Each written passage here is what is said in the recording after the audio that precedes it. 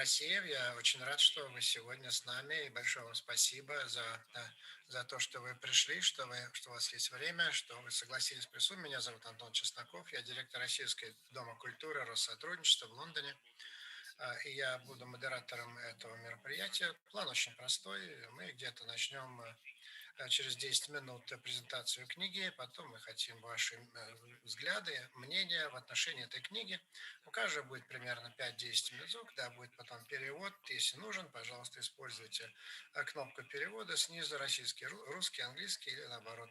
Пожалуйста, используйте. Пожалуйста, дамы и господа, для меня большая честь сегодня представить эту прекрасную, интересную, храброго, мужественного, удивительного человека, который, несмотря на локдаун, на COVID-19, тем не менее, у нас 3 национальных локдауна сейчас, у нас вот 3-й локдаун сейчас, и тем не менее он очень продуктивный, наконец он опубликовал эту уникальную книгу, это уникальная книга, это о России, она принципиально важна для многих, для политиков, дипломатов, для широкой публики, для студентов, для всех, очень важна, кто действительно хотят понять источники и мотивы, которым объясняется российское возникновение, возрождение России и возвращение России на мировой рынок. Пожалуйста, добро пожаловать. Хочу поприветствовать Маркуса Пападопулоса, который будет говорить о своей новой книге «Вставая России. Возвращение России в мировую политику». And appears frequently on Sky News, BBC, RT, Al Jazeera, Press TV, etc. as an analyst on contemporary Russian affairs. He also specializes in Serbia and the former Yugoslavia, and an analyst in matters relating to Syria, Iran, international relations in general, and British politics. His academic paper on Russophobia for the International Likhachov Scientific Conference and his speech at the House of Lords on the origins of the current tension between America and Russia received significant media coverage. Marcus is a member of Parliamentary Press Gallery of the United Kingdom in his capacity as a publisher and the editor of Politics First. So great to have you, Marcus. The floor is yours. Thank you, Anton. Good morning to the audience in Britain and good morning to the audience in Russia. And thank you for being with me here today to listen to my presentation on my new book, Arise, Россия, The Return of Russia to World Politics. I'd also like to extend my gratitude to the Russian Culture House for having hosted today's presentation, and special thanks to Anton Chesnikov for having facilitated today's event. I discovered Russia, or as it was then, the Union of Soviet Socialist Republics, when I was about 7 years of age, and developed a passion and intrigue for Russian history, Russian culture, and the Russian people from that moment onwards. I remember, whilst at both primary and secondary school, relaying to pupils and teachers alike what I had learnt about Russia from books and documentaries. Their response was one of bewilderment. They could not fathom why it was that such a young child had a profound fascination about a country which had a history of stigma attached to it in the West. But the responses to my passion for Russia were not always ones of perplexity. When I was studying A-level history, my magnificent history teacher discovered, through a conversation which she had had with me prior to one of our lessons, that I had been privately reading about the Great Patriotic War since my childhood. And so she asked me whether I would give a 2-hour lecture to our history class on the Eastern Front, 1941 to 1945, in one of the periods in which she was scheduled to teach us. I joyfully accepted the invitation. Further to that, it was also when I was an A-level student when my English literature teacher became aware of my interest in the Great Patriotic War and proposed to me that I give a speech before the local mayor on the Soviet Union's involvement in the Second World War, the cardinal role which the Red Army played in the defeat of the Third Reich, and the colossal loss in life suffered by the Soviet people in their victory over National Socialism. Again, I enthusiastically accepted the invitation. By my early teenage years, I had decided to work towards training as a historian of Russia, and this is what happened, culminating in me being awarded a PhD in Russian history from Royal Holloway, University of London, bringing to an end 8 years of continuous study at university from the age of 19. The title of my doctoral thesis is British Official Perceptions of the Red Army, 1934 to 1945. My thesis examined how, firstly, British assessments of Soviet military potential during the 1930s and the 1940s played a role in the British government's strategic planning in this period, and how, from the mid to late 1940s, a small group of courageous and prudent-thinking British diplomats in the Northern Department, led by one Lawrence Collier, made the case for an alliance with the USSR as a means of deterring Nazi Germany from territorial expansion. And secondly, my thesis documented how the historic phenomenon of racial prejudices towards Russians in Whitehall often clouded the judgment of British observers, especially military officials, when assessing the military prowess of the USSR. I decided to write Arise Russia, the return of Russia to world politics, so as to share my analysis based on years' worth of research, together with interviews with leading politicians and academics, on how it is that Russia today is a resurgent global power and, more than that, superpower once more. And it is my hope that Arise Russia will make a humble contribution to discussions both inside and outside of the Russian Federation concerning Russian foreign policy and how the Kremlin's objectives are today being realized on the international stage. Further to that, in an age where Western mainstream media has completely lost all pretense to being independent, impartial, and credible, my reason for writing a book on modern-day Russia was also to address and counter the appallingly malicious lies being told about contemporary Russia, as well as lies about the Soviet Union by Western politicians and journalists, something which is fueled by their racism towards Russians or Russophobia, whether they are conscious of this or not. On that basis, my hope is that Western audiences will, through reading my book, draw the conclusion that Russia is far from being the devil incarnate, which their politicians and journalists have historically projected the country as constituting. My book will enlighten the average American and the average Briton, who are both overwhelmingly ignorant about the role of the USSR in the Second World War, on how 88% of Nazi Germany's total military losses in this war were incurred fighting the Red Army. Hence, the outcome of the war was decisively decided on the Russian front, and that, ultimately, Joseph Stalin's industrialization of the USSR was the crucial factor in the Red Army's defeat of the Wehrmacht. Rather interestingly, the main factor in accounting for the defeat of the Imperial Russian Army during the Great War was the absence of an industrial base in the Russian Empire capable of sustaining the Russian army at a time of major war. The average American and the average Briton will learn that the Soviet Union was not a prison of peoples, as depicted in the West, and that the Bolshevik state achieved many successes for the ordinary Soviet person, including a job and home for life, outstanding education and health systems, and the eradication of homelessness. They will realize that the end of the USSR ushered in a calamitous period for the Russian people and other peoples of the former Soviet Union too. They will understand that under the leadership of President Vladimir Putin, Russia is no longer the decrepit country that it was in the 1990s as a consequence of the catastrophic policies of Mikhail Gorbachev and Boris Yeltsin, and is instead today able to look after its citizens at home, providing them with security and stability, and is able to defend Russian interests across the world.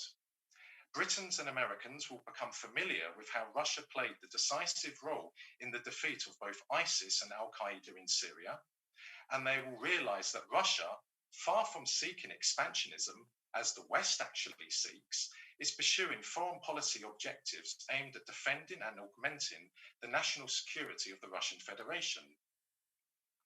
On that basis, it is my desire that my book will help to dispel the appalling racial stereotyping of the Russian people in the West, while showing Russia to be a peaceful country which is safeguarding both its freedom and independence, protecting its cultural and spiritual values, preserving its identity, and defending itself from all threats, including NATO and Islamist terrorism, both of which enjoy an informal strategic partnership with one another, as demonstrated in, for instance, Libya and Syria. Now, turning to some specific contents of my book, I begin by examining what led up to the dissolution of the USSR and the consequences of this for Russia, both at home and abroad, establishing that the Soviet Union did not collapse, as is routinely told in the West, but rather was dissolved, and dissolved by three politicians in blatant disregard to the wishes of 76% of the Soviet people who, in March of 1991, voted to preserve the USSR. The three politicians who so arrogantly and contemptuously defied the will of the Soviet people were Boris Yeltsin, head of the Russian Soviet Federative Socialist Republic, Leonid Kravchuk, head of the Ukrainian Soviet Socialist Republic, and Stanislav Shushkevich, head of the Belarusian Soviet Socialist Republic. I then detail how President Putin set about restoring law and order and security and stability inside of Russia, countering the presence on Russian soil of NGOs which had ties to Western special services and which were intent on weakening Russia from within by fomenting political instability in Russian society. Following on from that, I analysed the Russian Federation's contemporary relations with 25 countries, beginning in the former Soviet space, which I consider imperative to Moscow's newfound power on the international stage. The countries I cover include Cuba, Venezuela, Belarus, Ukraine, Azerbaijan, Serbia, Bulgaria, Syria, Iran, China, and North Korea. As well as analysing the Kremlin's relations with those 25 countries, I also provide a forecast of how these ties will develop in both the short and long term. My book asserts that securing Russia's predominance in the near abroad, the post-Soviet space, is the foremost priority for Russian foreign policy making. And with the notable exceptions of the Baltic states of Estonia, Latvia, and Lithuania, together with Ukraine, this objective has been resoundingly achieved during President Putin's tenure in office. It is my contention that Russia would not be in Syria or in Venezuela today if the near abroad had not been largely secured by the Kremlin. In short, Russia would not have resurrected its lost superpower status had the Americans and the Chinese been successful in their quests during the 1990s and 2000s to supplant Russian predominance in, for example, Central Asia. Staying with the near abroad, and specifically Ukraine, I have described this country in my book as Russia's soft underbelly and contended that the Kremlin will use all means at its disposal to avert Ukrainian entry into NATO, adding that the artificial country which is Ukraine will cease to exist in its current form as a result of the dangerously insatiable lust of the Americans to enlist the country into the Western military bloc. Turning to Russia's relationship with China, my book avers that Russian-Sino relations are based on necessity, not affinity. Russia needs the huge Chinese market upon which to sell its oil and gas to, so as to help finance Russian resurgence in the international arena, while China requires Russian energy to sustain its remarkable economic growth, as well as high-tech Russian military weapons, systems, and components in order to continue with the immense progress which has been made by the People's Liberation Army. Notwithstanding the actualities surrounding present-day relations between Moscow and Beijing, together with numerous challenges facing this relationship, including how Russia's Eurasian Economic Union and China's Belt and Road Initiative are set to be rivals as they will compete in the long term over Central Asia, the prognosis for the informal strategic partnership between the two Asiatic giants promises to be an exceedingly positive one. After all, for both countries to continue to grow and prosper in a world dominated by America, they need each other. In Russia's case, to preserve its superpower status, and in China's case, to become a superpower. Finally, my book submits that Russia's legal and emphatically successful military intervention in the Syrian conflict demonstrates, more than any other, irrefutable evidence that Russia is again a superpower. Not a superpower in the sense that the Soviet Union, the most powerful Russian state in history, was, but nonetheless still a superpower. That the Russian Federation was able to prosecute a war thousands of miles away from Russian soil against exceedingly powerful Islamist terrorist groups and to have all but eradicated their malignant existences in Syria proved to be a turning point in geopolitics. Incidentally, the potent power which Al-Qaeda and ISIS once possessed in Syria is a matter which American and British politicians and journalists alike are, unsurprisingly, mute on. Who armed the terrorists? Who trained the terrorists? Who provided logistical assistance to them? And who financed them? Those questions, if put to Western politicians and mainstream journalists, will bring about an uncomfortable or gormless look on their faces, I assure you. But returning to the Russian intervention in Syria, it was here where, excluding in the near abroad, post-Soviet Russia for the first time defeated an American geostrategic objective in another country with the use of military force, with Moscow having scuppered Washington's attempts to overthrow the Syrian government with the use of terrorist proxies. Second, Russia's re-entry into the Middle East, which the Kremlin had been planning for since around the mid-2000s, was decisively secured by the successful Russian military operation in Syria. So much so that Russia is now back in vogue in the Arab world on account of it having proven its credentials in waging a merciless war on Islamist terrorism. Third, the relationship between Moscow and Damascus has been transformed by Russia's successful intervention in the Syrian conflict. The Kremlin is today the overseer of Syria's domestic and foreign policy, the price of Russia having saved the Arab country from Islamist tyranny. That startling achievement of Putin's Russia is something that not even the Soviet Union managed to accomplish in Syria. I submit that some comparisons can be made between the USSR's relationship with East Germany and modern day Russia's relationship with Syria. Finally, Syria is now a springboard upon which Russia can project its newfound influence and power to other parts of the Middle East, as well as in North Africa, with an unofficial strategic relationship between Russia, Syria, Iran, and Hezbollah having emerged as a consequence in the Middle East as a consequence of the Russian success in the Syrian conflict. And this unofficial strategic relationship will challenge the unofficial strategic relationship in the Middle East, comprising of America, Britain, Israel, and Saudi Arabia. How do I account in my book for Russia's resurrection in global politics? Well, on account of two factors. Firstly, the unbreakable will and extraordinary levels of endurance and endeavor of the Russian people, who only want to live a life of security and stability in line with their cultural and spiritual values, knowing that the Russian motherland is protected from all threats, internal and external, and that Russia is playing its rightful role in world affairs.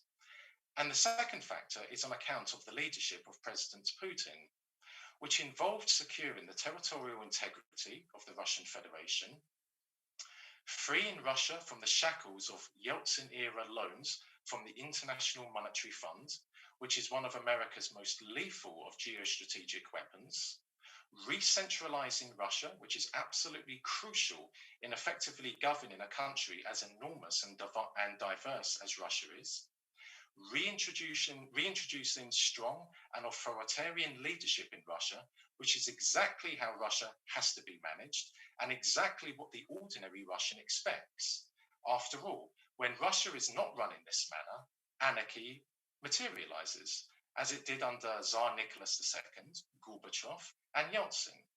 And finally, capitalizing on Russia's huge energy reserves so that Russia could first become strong at home and then project this power outside of the Russian Federation's borders. History will judge President Putin to be one of Russia's greatest ever leaders, alongside Stalin and Peter the Great.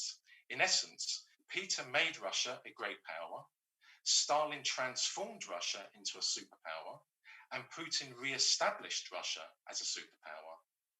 That Russia has risen is an actuality that will manifest itself in Moscow, continuing to play an immense role in determining the direction of world politics for the foreseeable future. Thank you for listening. Thank you very much. Thank you very much, Marcus, for this extensive introduction. Professor Neil Kent, would you like to evaluate on that? Professor Neil Kent is associate of the Scott Poller Несколько слов. Я переключился на русский канал. Вот европейская история, культура, российской академики, искусств, культуры и скульптуры, в которой он работал больше 10 лет. Он написал книги про Крым, про Санкт-Петербург и в Санкт-Петербурге. Эти книги были переведены на китайский язык даже, и также много интересных других тем, о которых он скоро будет писать, как краткую историю российской ортодоксальной православной церкви. Сколько времени у меня для речи? Ну, 5 минут наверняка есть, да. Я хочу сказать следующее. К сожалению, я не читал эту интересную книгу, и поэтому я не могу комментировать эту книгу. Я бы хотел просто... There are various questions I'd like to pose, and perhaps one statement I'd like to make from my familiarity with the author's writings, and that is, I'd like to preface by saying, personally, I'm less convinced of the economic so-called machinations of the United States towards Russia.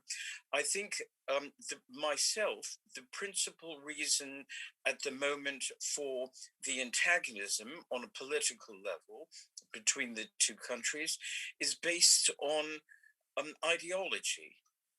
Namely, the United States, as the Soviet Union was in former days, is convinced that its political ideology is the greatest on earth, and therefore all countries should adopt American-style democracy and human rights. And therefore, because that is not approximated in the American view or the British view in Russia, therefore it is committing offenses. Now, Russia has a different system, a different history, a different culture, and doesn't accept the American one. But anyway, the bottom line I want to make on this is rather that I think it's more ideological rather than economic. That is, I don't think the primary motivation is that America wants to ruin Russia economically for Machiavellian reasons, but wants to coerce Russia into adopting American-style democratic and human rights values. Now, moving on from that statement, I'd like to ask various questions. I'm based academically at Cambridge, and we're used to being provocative.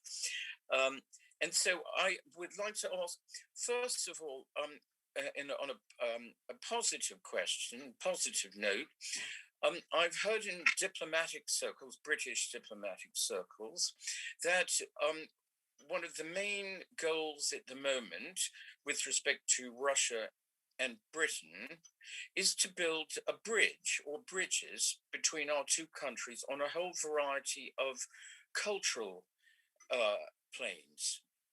So I wondered if you could perhaps suggest, instead of people looking all the time at the negative aspects, what positive cultural bridges could be built with art, music, architecture, a plethora of possible themes, which would allow closer, warmer ties to be built between Britain and Russia. The second thing I would like to ask is, do you think that the churches that is the Russian Orthodox Church, the Anglican Church, the Roman Catholic Church, and other churches could somehow also form bridges. I mean, famously, as it states in the New Testament, in Christianity, in Christ there is no Jew or non-Jew. One would assume that meant also in humanity, ultimately, in a profound philosophical sense, there's no Englishman, Scot, Russian. Everyone are people beloved by God. What role could the churches have in building bridges between the two countries? Another question I'd like to ask, which I don't think you mentioned in your talk, but I think it's profoundly important, is that although one could argue that Russia has been extremely successful in achieving its goals on the level of foreign political and military policy, it seems to me a big fly in the ointment is still the Russian economy. And what do you see as the future development of the Russian economy, such that instead of Russia's economy being the size of, as people famously say, Italy or the Netherlands, it actually becomes one of the great world economies? Do you see that happening? And if so, how do you see that taking place? Thank you. Well, first of all, let me say, Professor Kent, that I concur with you. The clash we see at the moment between America and Russia on the international stage is ideologically driven. There is no question about it that during the Cold War and since the end of the Cold War, America looks to not just preserve its global mastery, but also to augment its global mastery. And the prime challenge to its global supremacy is Russia. And I believe that the Americans are using, amongst other means, economic warfare to try and asphyxiate the Russian economy. Because though the Russian economy has grown into, in my opinion, a very robust one, after all, it has since 2014 withstood quite severe American and EU sanctions placed on it. Nonetheless, the Russian economy is still not a diverse one.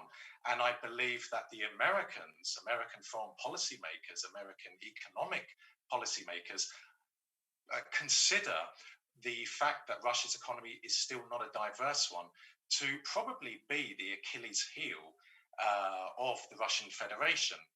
Now, turning to Britain and Russia, Britain and Russia are traditional foes, and they have been ever since diplomatic relations were established between London and Moscow in the 1500s. That said, however, cultural exchanges between the two countries have survived despite there being a tremendous level of hostility and suspicion between the British and Russian establishments. So if we look during the First World War and the Second World War, cultural awareness of Russia in Britain attained very, very significant levels. And I have to say myself, through having done research on public opinion in Russia during the British public opinion towards Russia during the Great War and also during the Second World War, was by and large positive. So I do think that that historical positive actuality should be continued and it should be looked to be increased upon. However, no one should be under any illusion that even if cultural awareness between Britain and Russia, between the British, between the ordinary Briton and the ordinary Russian, achieves even greater levels, that this is going to usher in a new relationship, a new dawn between Britain and Russia. That will not happen. As I said, both countries are historical adversaries, And that is only going to increase further now that Russia is a superpower again. Of course, British foreign policymakers would very much like for Russia to be how it was in the 1990s, namely subservient to America and dependent on the IMF, or put it in another way, on an IMF life support machine. Now that Russia is a resurgent power, that is causing considerable indignation in Whitehall. And as regards to the role of the churches in Britain and in Russia, well, once again, spiritual connections between the British people and the Russian people are important. They were there during the Great War. They were there during the Second World War. I should also add as well, through research I've carried out, they were there during the Crimean War. There were some British people who found it somewhat peculiar that Britain and France were prosecuting a war against a very pious Christian country, the Russian Empire, in support of the Ottoman Empire. So yes, I do believe that spiritual values, common spiritual values between Britain and Russia should be increased. But once again, that is not going to change the political relationship between Britain and Russia at all. Thank you, Marcus. Thank you, Professor Kent. Thank you. Now we can move on to our next speaker, Fyodor Alexandrovich Lukyanov, Chief Editor of the Russia in Global Politics Journal, Chairman of the Presidium of the Council of the Foreign and Defense Policy of Russia, Director of Scientific Work of the International Discussion Club Valdai. Fyodor Alexandrovich, прошу вас. Thank you very much. Should I speak English or Russian? What is the... English preferably. Thank you. Okay. Thank you very much for this invitation. Yeah, one small correction. The name of the journal is Russia in Global Affairs, not Russia in Global Politics. I think it's a very good timing for such a discussion and to publish such a book. Especially for the British and European and Western readership. Of course, much of what is being described in this wonderful book is very well known to Russian people, but it's quite useful to remind those who are interested in the UK or broader about some kind of alternative views on Russia, which are unfortunately very scarcely represented in the current debate in the West. At the same time, I think the necessity to discuss this issue is even more relevant and important, because we are just now entering a completely new moment in the relationship between Russia and the West. Of course, this is part of fundamental changes in the international affairs at large. What is being described in this book explains us why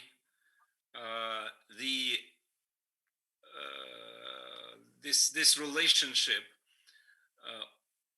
failed, basically, and the main emphasis is on the inability of the West to understand Russia rightly, to get it right, which I fully agree.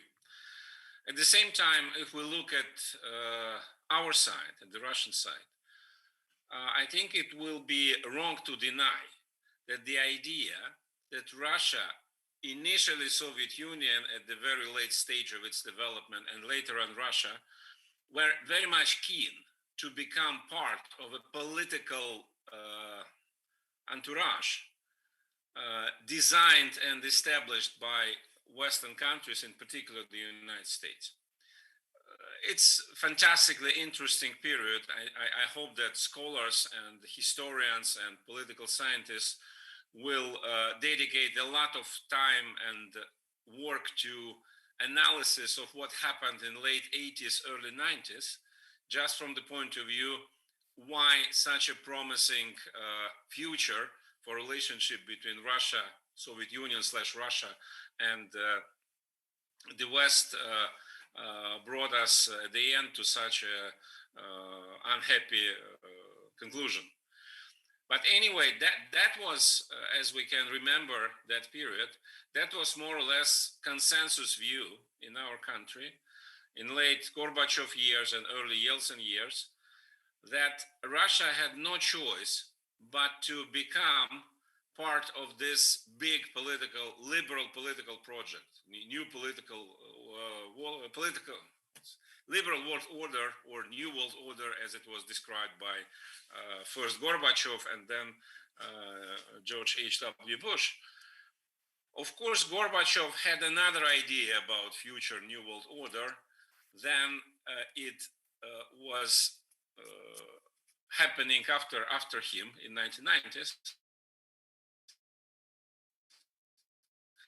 For Gorbachev, it was no idea that Russia or Soviet Union at his time would be subordinated to rules and norms formulated somewhere else. His idea was, as I humbly can suggest, that Soviet Union and the West after the end of the Cold War would sit together and work on common rules, on rules how the new world after confrontation should look like. It never happened, partially because collapse of the Soviet Union, partially because I think the Western idea was never that bright to allow somebody else, be it Russia, be it China, whoever, to participate in formulation of rules. Anyway, after collapse of the Soviet Union, for quite a long period, actually till maybe mid-2000s, Russia was still interested to find a niche, to find a place inside this Western-led world order. And more than that, I guess that President Putin, at his first period in Kremlin, he made enormous efforts to try to explain to the West that Russia is ready actually to become part of this greater Europe or big liberal West project, but of course Russia wanted special treatment. It was never perceived in the right way, and after that the understanding came, realization came that it was simply impossible, and then you know what happened. I think now we are entering a completely new stage, which is very important for analysis. Recently, Russian foreign minister publicly stated in very harsh form that we are ready to actually completely cut ties, cut relationship with the European Union. He didn't mention Europe, he didn't mention particular countries, but he said about European Union as an institution. And I think it was a very important statement, slightly misunderstood in the West. It was not an idea that Russia would turn off from Europe. It was an idea that Russia finally abandons this initial idea that Russia can become part of political project led by the West. Because the so-called Greater Europe picture, the Greater Europe idea, as developed in late 1990s, early 2000s, that was actually an attempt, very vague one, by the way, to find how to accommodate Russia inside this European sphere led by Brussels. And now, and again, I think it's very important to repeat that Russia was ready to try it at the beginning, not anymore. And that means that we are moving towards a new stage in relationship, which maybe will look like, I don't know, 19th century politics more than 20th century. When Russia aspires a place as one of great powers in Eurasia, which does not exclude that relationship with the European Union, with European countries, with anybody in this space might be productive, constructive, cooperative, but a relationship between actors which operate according to their own interests and their own ideas. And this is, again, very much different from what we had after collapse of the Soviet Union, when Russia tried to operate according to somebody else's ideas.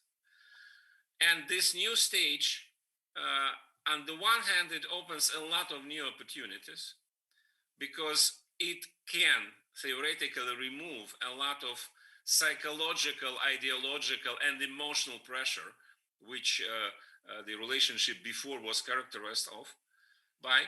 At the same time, it requires one key element, that the West, European Union, United States, from different angles, but still, would accept that previous era's idea that Russia should be transformed into something else to be more compatible with Western political systems, this idea is a non-starter at all anymore. I don't see this understanding yet. We see that just today, European Union should decide about new sanctions because of Russian domestic situation. And I think it's a very important thing that whatever we here in Russia think about our domestic situation, I'm not a big fan of a lot of things happening here. But it's really up to Russia and up to Russians to deal with this. When the European Union or the United States try to influence those processes inside Russia, they automatically put Russian government and partially or to a large extent Russian society in the situation of clear and flat denial of everything which is coming from there. Especially now when all countries in the world are extremely vulnerable because of pandemic, because of socio-economic crisis and so on. And I think that we really need to start to think about new mode of relationship when all parts are actually highly interested in cooperation, highly interested because everybody is in a very bad shape, be it Europe, be it Britain, be it US, be it even China, Russia, of course, as well. And the more ideological prejudices, the more ideological prefab constructions, the less opportunity to pragmatically cooperate. Russia, I think, would be much more willing to be a constructive part of different socio-economic and political processes in the world, in case we would be able, all of us, to put aside this idea from the previous period that all countries should, to a certain extent, stick to a setup of norms as they are seen from Washington or Brussels. Again, I don't see those signs yet, but at the same time, I think we can arrive to that quite quickly because in real terms, we see that be it United States, Britain, France, Germany, Belgium, who else, China, India, Russia, everybody is so much focused on domestic development, domestic sustainability, domestic resilience, that actually all the rest is not as important as before. And the moment we acknowledge that publicly, that will be the beginning of a new start. Thank you very much for your book and for your attention.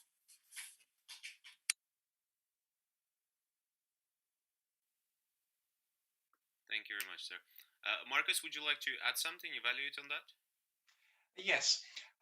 Firstly, in his memoirs, Andrei Gromyko, Russia's greatest ever diplomat, wrote how in the immediate period following the creation of NATO, the USSR expressed an interest to the Americans of itself joining the Western military bloc. But this interest was very quickly declined by the Americans, which goes to show that the USSR in the post-war years, the post-Second World War years, was still interested in continuing the alliance which it enjoyed during the Second World War with both America and Britain. And if we fast forward to 2000, when Bill Clinton made an official visit to Russia in his capacity as president, Putin has also recalled how he floated the idea to Clinton of the Russian Federation joining NATO, but once again, that invitation was declined. And we hear today in America and Britain how Vladimir Putin, from the time he ascended to power in the Kremlin, was set on confronting the West. Well, that is just absolutely not true. From 2000 to 2002, President Putin was looking to establish a global partnership between the West, principally America, and Russia, but an equal partnership. And that is why that global partnership never materialized, because the Americans did not want to be involved in a relationship with Russia, which was to be an equal one. They were content for the partnership between America and Russia as it was under Yeltsin to continue when Russia was subservient to America. However, from 2000 onwards, that is when Vladimir Putin came to realize that no matter how much Putin was prepared to extend the hand of cooperation to the Americans, America was set on containing Russia and then weakening Russia. So that is why we have this. That is why we have this clash today, because the Americans are simply not prepared to share the handling of world affairs with any country which can challenge American or Western global supremacy. There are some commentators who say that China is going to, at some point, clash globally with America. Well, whilst I'm not downplaying the tension between Washington and Beijing at present, after all, there is a trade war between the Americans and the Chinese. Nonetheless, the Chinese economic miracle of the last 4 decades, which began under Deng Xiaoping, has been overwhelmingly based on China's economic, trade and investment relationship with America. Therefore, it is not in the interests for China to confront America globally. It's certainly not in the interests of the American economy for there to be a rupture in economic relations between Washington and Beijing. But if there was to be a rupture, who would suffer more? Well, I put it to you, the Chinese economy would suffer far more. So that means the only real challenge in the long term to American global supremacy, American mastery in the international arena, comes from Russia. Thank you very much, Marcus. Thank you.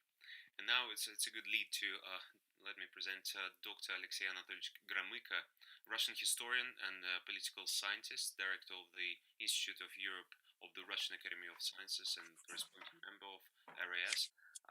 Doctor of Political Science, as I said, the specialist in European Studies and International Relations and Security, chief editor of the Contemporary Europe magazine. Alexey Anatolyevich, прошу вас. Thank you very much. Thank you for inviting me,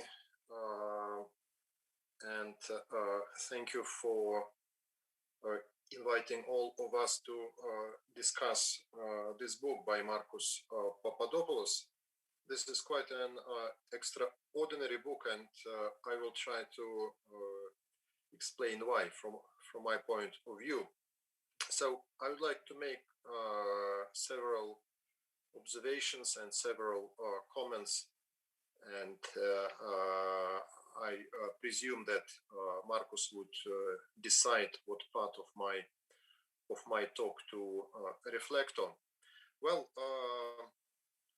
firstly, on the book and on some of my guesses why this product has emerged. Well, I haven't read it because it is not yet available. It has been just printed. I hope very much that it will be available in Russia, and not just for those who are going to buy it via internet. And also, I think that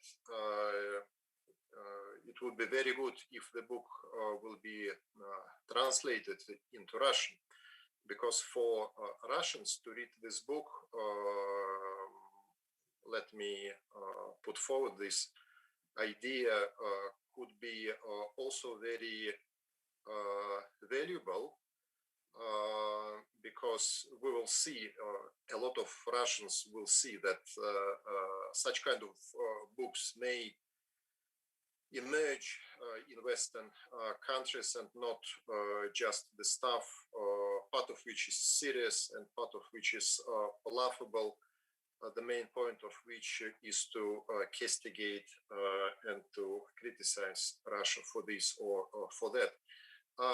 I think that the book would not have appeared if not for the personal experience of Marcus. And Marcus started his talk, his presentation with explaining and recalling his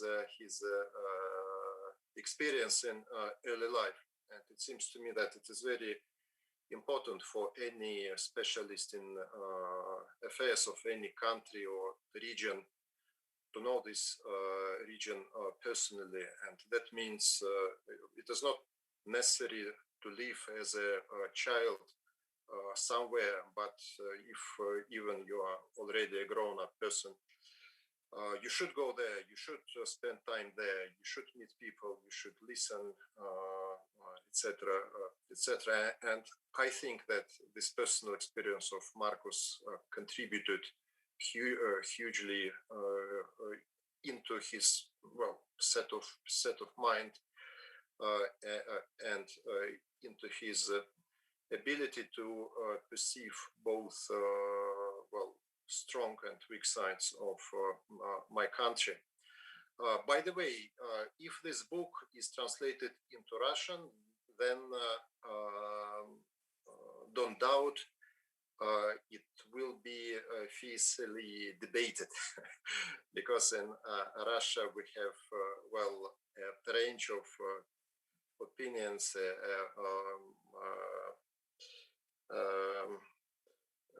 multiple views on our history, on the nature of our state, etc., etc. A very strong liberal wing and a very strong conservative wing. So the book will be a very good platform for discussions.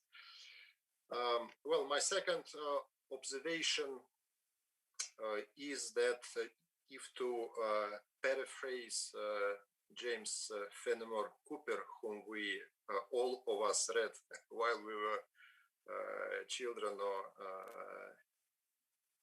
adolescents, he is one of few of Mohicans. These days there are really very few people who seriously try to understand Russia. And this is something what can be said not just about the situation in the United Kingdom, but almost in all major countries. And this lack of expertise and insight is one of the reasons why so many people so easily, may judge or ill judge about Russia. I remember how in one of the papers of the House of Commons, and Yelena will substantiate it or correct me, it was 5 or 6 years ago, it was said by the British deputies that one of the critics towards the British government was a very weak policy towards breeding specialists in Russian language, in Russian culture, in Russian politics. So from year to year, fewer people, and bigger, this pile of stereotypes and cliché, etc., etc. My third observation is the book is so unusual, not only per se, but because it is so lonely in the ocean of anti-Russian propaganda. And this is something what hurts, our discourse and discussions so much on both sides of this discussion. My next point is that, on certain points of Marcus, I would agree partly with your observation that the USSR did not collapse, but the subjective, the personal fact that played a huge role. So to some extent, the USSR did not collapse, but was collapsed. But of course, that was the part of the problem. There were many problems, including domestic, the fight for power, the scramble for power in Moscow, many things which contributed to the demise of one of the superpowers. My next point on trauma of the 1990s, and Marcus said a few words about the experience of Russian people in the 90s.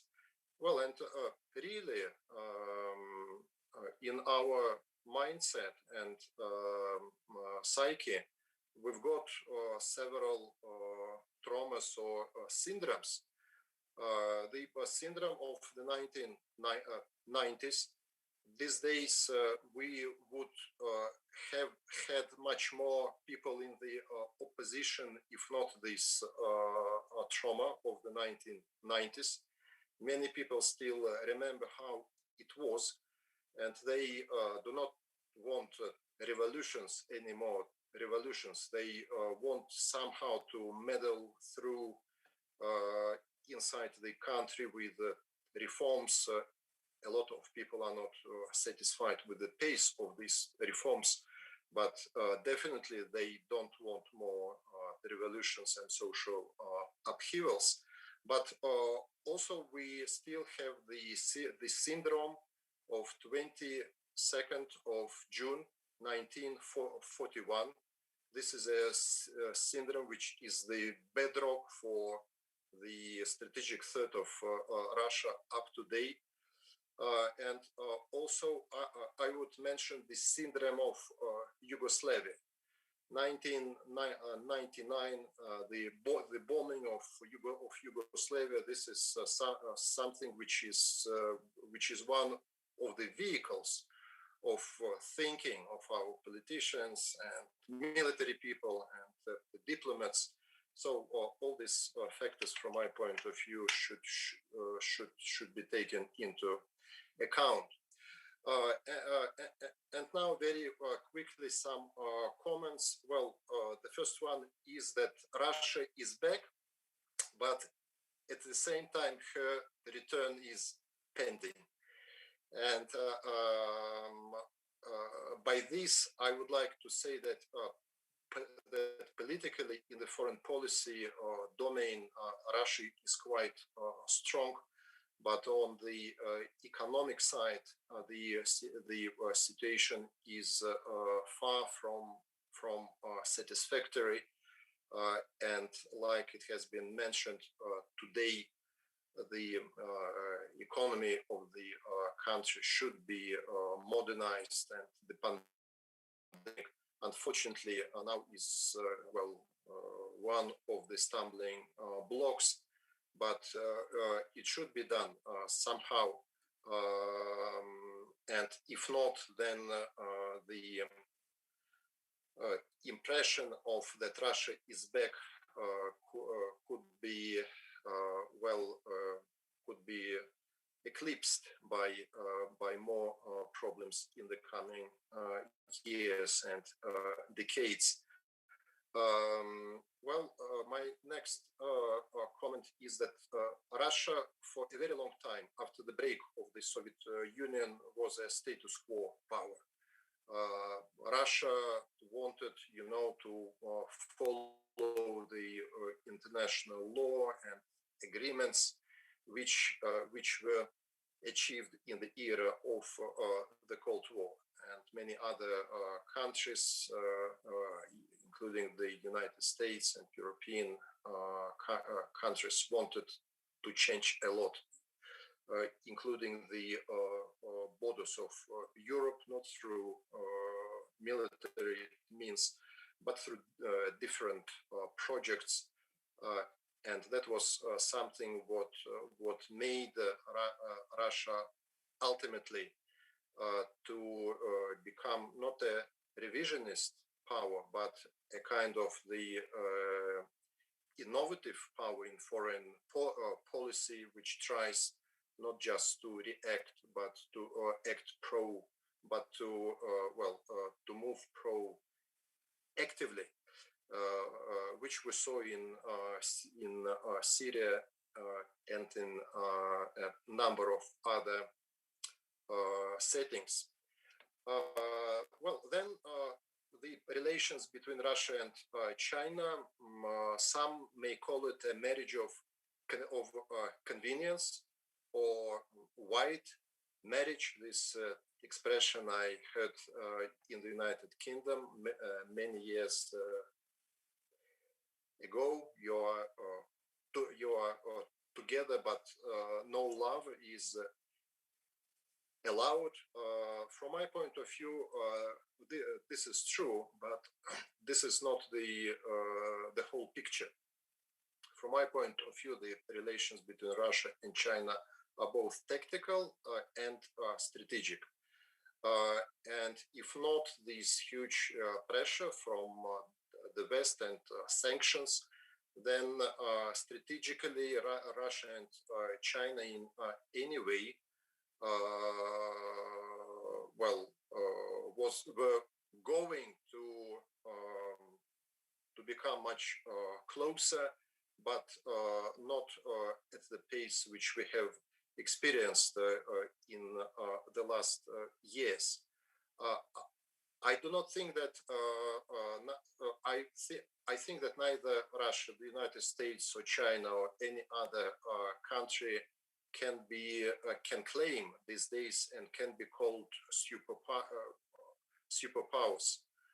They can be the center of power, but not super centers. They can be a kind of niche superpowers. They are powers which are super in a certain number of niches.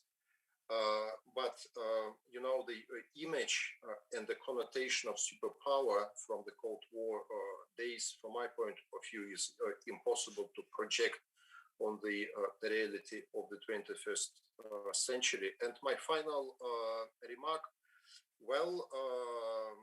Russia and the United Kingdom, what kind of bridges can be built? Both of our countries have very rich cultures. In Russia, a man cannot be considered an educated one if he or she do not know quite well Shakespeare and Conan Doyle and Charles Dickens and Tolkien and Oscar Wilde and Wales, Byron, so on and so forth. And in the United Kingdom, which for many years was in the focus of my academic work, the Russian culture is very much appreciated, and at least people in those circles which I usually met there and are in touch with, they know the Russian culture quite well. But if it is sufficient for our countries to overcome, the present stage of animosity, I don't know. For some time, I thought that the political domain can exist separately from the cultural domain and economic domain, but politics these days is so dominant and so prevailing that it distorts hugely, our mutual understanding and relations, even in the sphere of culture. So that's all, and it's up to Marcus to reflect on any points which I have raised. Thank you very much. Marcus, please. Well, first of all, thank you very much for your very insightful observations. I am infused that should my book be translated into the Russian language, there would be a rigorous and constructive discussion on what I have written. The same cannot be said about an equivalent discussion taking place in Britain, because over a number of years now, intellectually charged discussions in Britain have all but collapsed. Today in Britain, if someone has a different view on, say, Russia, and even if that view is a substantiated one, a plausible one that deserves to be listened to, politicians and mainstream media journalists alike will simply attack that view. They will not discuss the view, they will attack the view, with the objective being to denigrate the views of the person, and to secondly, to try and humiliate that individual. The amount of times I have been referred to in the public domain as a, quote, Russian propagandist is too many for me to recall now. So gone are the days when Britain used to be a major centre in the world for intellectual discussions. And let me make reference to Joseph Stalin, because I think this is an important example. A distinction has to be made between Stalin the man and Stalin the politician, the leader. Because when I said in my presentation and when I say in my book that Stalin was one of Russia's greatest ever leaders, and in my own opinion, the greatest ever leader, I'm not saying that he was a great human being. Far from it. I'm not saying that Peter the Great was a great human being. What I am saying is that they were state builders for Russia. They modernized Russia. They industrialized Russia. And the greatest test that Stalinism ever faced was in the Second World War, or as Russians call the Great Patriotic War, because Stalinism prevailed over the greatest threat to the survival the Russian people have ever faced. I am very well aware of the costs in lives that the industrialization of the USSR under Stalin cost. And that should never be forgotten, and that should always be remembered. But Edward I of England, Henry VIII of England, Oliver Cromwell of England were exceptionally strong, successful leaders. But were they good human beings? Were they angelic human beings? Far from it. So we have to have a mature and intellectually charged discussion, a raucous discussion, but an informative discussion about, for example, Russia under Putin or Russia under Stalin. And I'm delighted that, as I said, if my book is translated into Russian, that is exactly what would happen in Russia. But alas, my book will not receive that sort of reception in Britain. Thank you, Marcus. And thank you very much, Alexey Anatolyevich, for your interesting points and evaluation. I really love the point on the lonely book in the vast ocean of biased view of the propaganda. And Marcus, I think it's another great job for your publisher, maybe not just in Russian to republish a book, but in Chinese and Spanish to get it even more scope around the world. Thank you, gentlemen.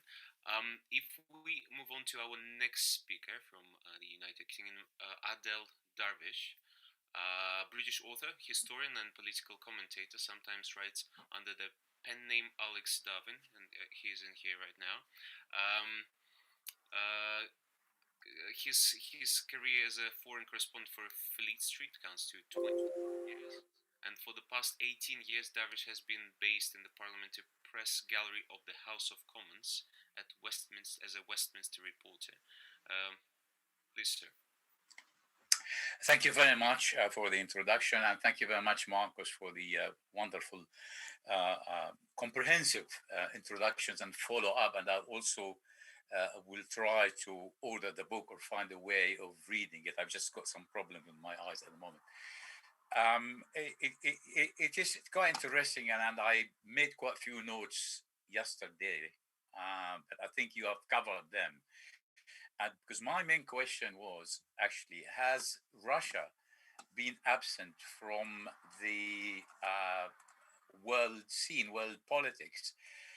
I probably would say it's a question, has Russia been absent, or, which I totally sympathize with what you said about the orthodoxy as perpetuated by the establishment and media, well, mainstream Western media, although I'm a member of the media, but we journalists are lazy, and I think the subconscious bias is to do with groupthink and let ourselves sort of being brainwashed into an Orwellian way that sort of the power in control of the present is, we allow it to rewrite the past, thus determining the future. Being sort of, I think I'm the oldest here, so I became conscious around the Suez War, and suddenly the Bulganin and Khrushchev sort of intervention there. I was like about 13 years old at the time. I was still in Alexandria. I hadn't been thrown out at the time. So I'm aware, and I'm covered all these events from the 6-day war onward. So I don't think Russia been absent, but I think we allowed ourselves to be in a bubble or in an echo chamber of looking into the news which we like, and if we are not Russophobes, or if we prefer Russia to be the good guy, we somehow filter the negative media or the negative reports in the media. And since 99% of the reports are negative, so filter them out. So it feels like Russia being absent. It hasn't. And I probably will visit sort of the areas where Russia came in. And you talked about Syria a bit, and I think that was quite interesting when the world turned their back on Russia, and we journalists have not been asking the question, who's financing this Islamic terrorist and so on. Obviously, Russia done it from its own point of interest, which was a legitimate interest in interfering in, or intervention rather, as an invitation of the recognized government by the UN of Syria. And I think the main aims were to preserve the geographical integrity of Syria as a nation state, which was not sort of in the West. And interestingly, also the fighting Islamic terrorism, which Russia has been a victim of this terrorism. And if we actually cast our mind back on Afghanistan, where the CIA funded these groups, and I think, again, I was one of the very few voices in the wilderness say, wait, we are actually building, constructing a Frankenstein monster that are going to be out of control. And we have seen what that monster did in 9/11 and the involvement of Al-Qaeda becoming the Islamic State. And by the way, actually, Marcus, it's Islamic State in Iraq and Levant. It's ISIL and not ISIS. I don't know where actually the second S come from, I have no idea. The BBC invented it. And so just sort of, this again, sort of the group thing. The second point I would actually like to make, actually, the return of Russia on the world stage, where we are here now. On the Middle East, which area I covered between the 6-day war and almost 1998, there's two problems actually. One is Iran and Hezbollah. Although the Russian diplomacy had been extremely successful, because in addition to Syria and fighting terrorism there, the diplomacy which had been absent, which is getting Turkey and Iran and that part of the world, which I call the proper Middle East or east of the Middle East, they've been extremely successful there. But the problem is, even for people like me, is Hezbollah's links with Iran. I know it's quite useful leverage in that the Russian, that the Syrian regime used, and the Russians had to go with it to fight a menace terrorism, which is the Sunni terrorism there, financed by we know who. That is, Hezbollah also is not a progressive force, is not a liberal force, is not actually a force that would allow the other opinion, as we have seen in Britain now, which is silencing opinions that it actually differ from the main orthodoxy. So that's another problem that the Russians have to solve in their diplomacy. But I've come to the two main points that are actually preoccupying the British media, apart from Brexit, and Western media in general, which is the so-called climate change. And by the way, the orthodoxy, again, that climate change is being man-made by white man only, no anybody else. And the second one is the new COVID-19 virus and epidemic worldwide. On the first one, on the climate change, I think Russia would still remain outside. Not for the same reason that they always make Russia an enemy and a bogeyman there in order to be a useful tool in internal politics. We have seen how the Remain campaign during the Brexit referendum debate have been saying, oh, if we break away from the European Union, that would be a present for Putin because he wants to break the European Union. And if someone is actually wanted to demolish their argument, they say, oh, he's working for Russian propaganda and so on.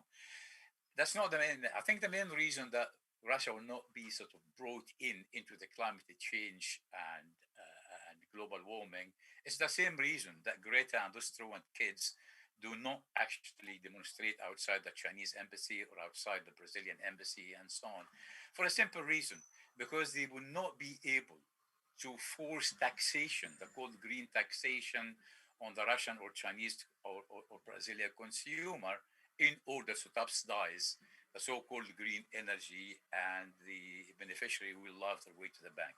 So Russia is probably out for it. That leaves us with the coronavirus, the COVID-19, and the vaccine. And after 6 months of rubbishing the Sputnik Russian vaccine and Chinese vaccine and the usual politicizing of the epidemic and so on, the scientists said, wait a minute, there's actually a success here for the Russian vaccine. The rate of success is quite high. There's a shortage worldwide. And then we have seen not only in places like the Middle East and African third world, people actually going to Russia for the Sputnik vaccine and the Chinese for the vaccine. We have seen member states of the European Union contracting the Russian supplies for the Russian vaccine. And then we had our Prime Minister Boris Johnson here in the weekend in the G7 meeting, who is urging people in response to French President Macron called for sharing doses of the vaccine. And again, Macron, when I was asked to comment on the issue, I said, well, it's a very noble cause. I don't think he's doing it for a charity, because if you actually analyze what he was saying, he simply was saying, oh, we in the West have actually left a vaccine politics vacuum going to be filled by the Russian and the Chinese. They're going to promote their interest. Might be true or might not be true. God knows what the motives are. However, this is an area here which practically the Russia and the world politics can actually move forward, because it would be impossible for the usual suspects in the establishment, mainstream media, to undermine. They might say the Russians' motives are political. So what if I'm actually on a waiting list for cancer treatment, and I'm waiting to host for the vaccine, and I don't care where the vaccine come from and who the motives were, as long as I got the needle in my arm and so on. So this is an area which should be quite difficult for the usual suspects to demonize Russia and China in. And I think the cooperation here in that area of fighting the COVID-19 pandemic, with the success of the Sputnik vaccine, especially with the trials going on now of the second dose of the vaccine being another one. If this trial actually is proven to be correct, then the Russian vaccine, which is more economical to supply and easier to take to those parts of the world, that will be good. And I think the UN and the international organization will be the platform here. This is my tapens worth of intervention, and thank you very much again, Marcus. Thank you very much, Adele. Thank you. Marcus? Yes, thank you very much, Adele, for your observations. I think the harsh truth is that from the time of the dissolution of the Soviet Union up until around 2007, certainly during the 1990s, Russia was all but absent on the international arena. Why? Because following the end of the Soviet Union, Russia descended into political, economic, military, and societal meltdown. And I think that was most brutally demonstrated during the Yugoslav civil wars. Russia is historic friends with the Serbs, with the Croatian Serbs, the Bosnian Serbs, and then the Serbs of Serbia. And Russia objected, first of all, to the breakup of the Socialist Federal Republic of Yugoslavia. And Russia objected to the West's anti-Serb stance during the Yugoslav civil wars. And most notably, during the illegal, murderous, monstrous NATO bombing of Serbia, or as it was then the Federal Republic of Yugoslavia. But that was all Russia could do at that point. As I said, Russia in particular had descended into economic meltdown. So there was no way that Russia was going to be able to assist the Serbs in their hour of peril. I think if we have a look at what happened in 1999 in Kosovo and Metohija, when Russian paratroopers arrived in Pristina, the capital of this ancient Serbian province, and secured the airport. The hope then of the Kremlin was that Russia would have, in effect, a bargaining chip with NATO about how Kosovo and Metohija would be administered once the Yugoslav security forces departed from the Serbian province. But what happened was that Russia was not able to transport supplies to those Russian forces, paratroopers, at Pristina airport. Why? Because Bulgaria would not allow Russian aircraft to use its airspace to resupply the Russian forces. Initially, Bulgaria had given the go-ahead to Moscow to do that. But then Bill Clinton made a telephone call to the then Bulgarian president, telling him that if Bulgaria wanted to be admitted into both the European Union and NATO, then Bulgaria had to deny Russia access to its airspace to resupply the Russian forces in Pristina. And that is what Sofia ended up doing. And there was nothing that the Russians could do to get around that.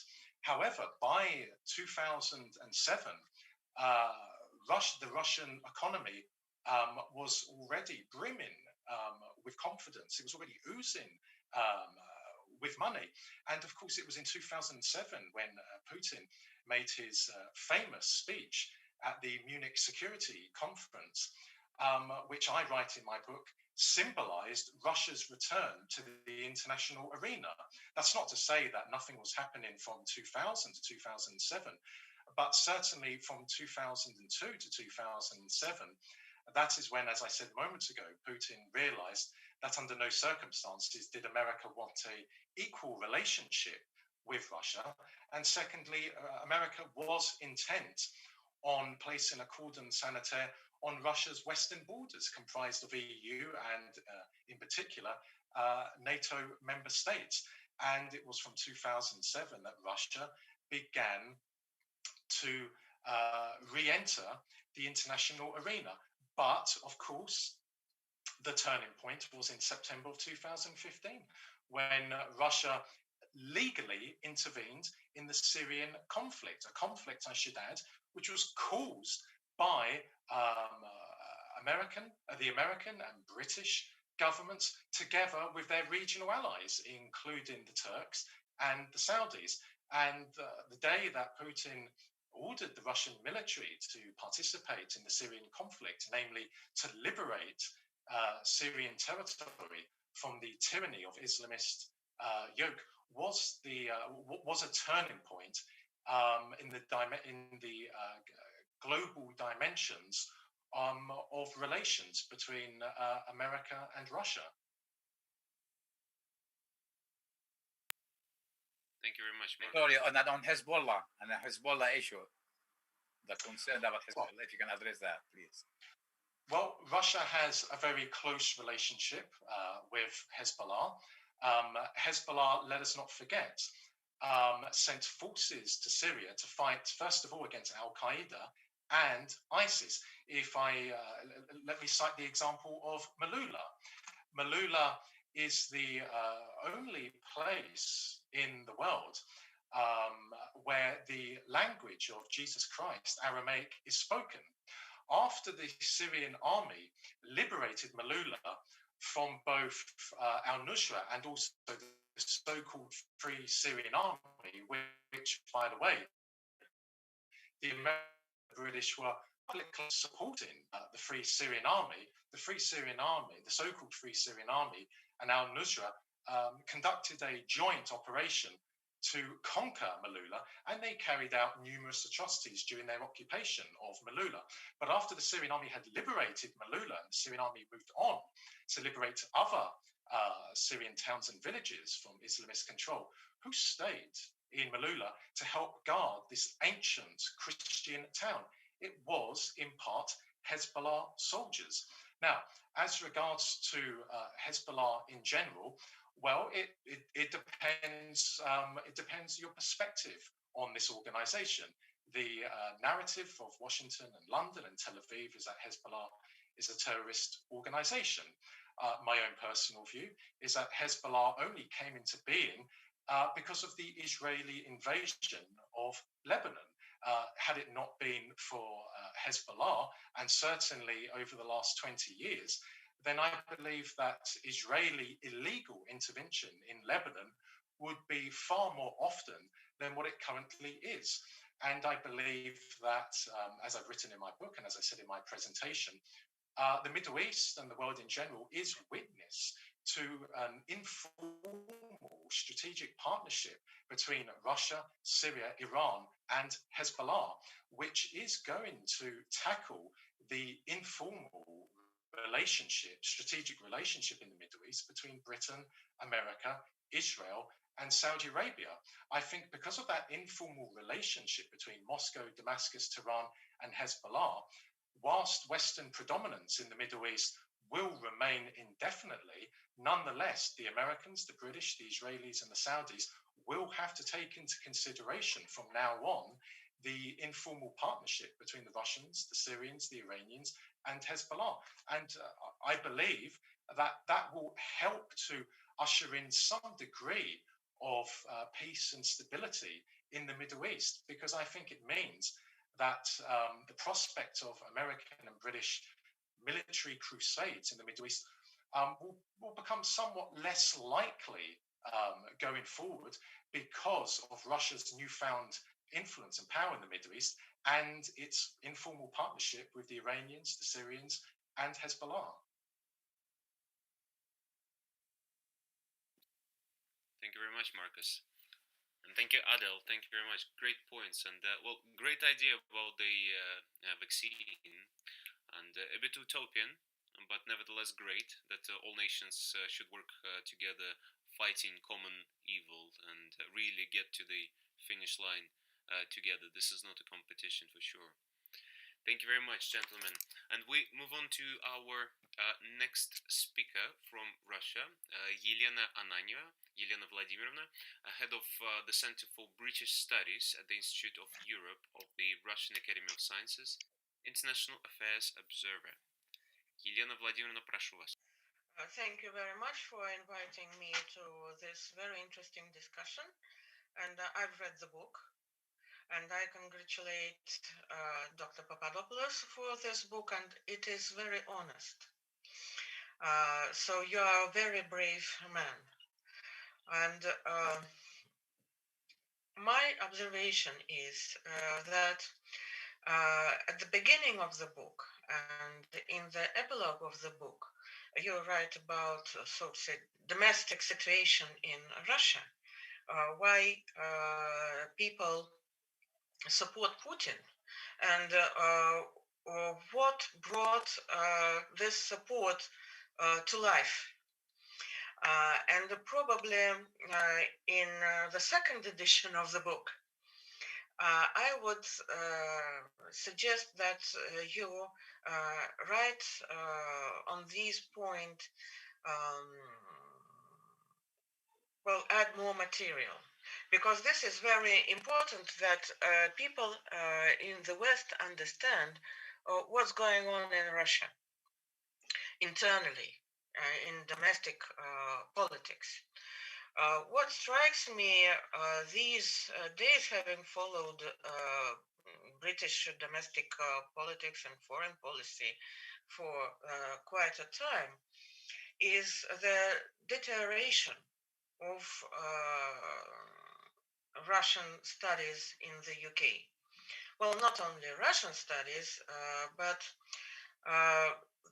the deterioration of studies of Russia and using Russia in domestic political battles as a scapegoat is striking.